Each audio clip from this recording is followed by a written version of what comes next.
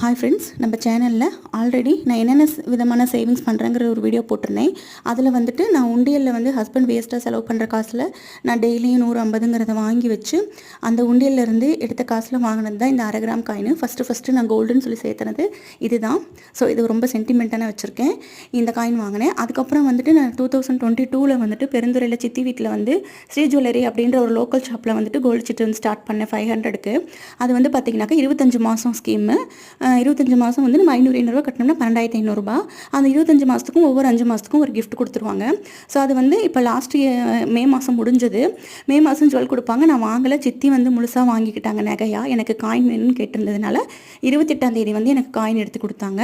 அந்த காயினோட ரேட் வந்து பார்த்திங்கன்னா அன்றைக்கி 13,300. எனக்கு 12,500 போச்சுன்னா ரிமைனிங் வந்து 800 வந்து நான் எக்ஸ்ட்ரா கொடுத்து வாங்குற மாதிரி இருக்குது. ஸோ வந்துட்டு யாரெல்லாம் இந்த மாதிரி கோல்டு காயின் சேவ் பண்ணுறீங்கன்னு கமெண்ட்டில் சொல்லுங்கள்.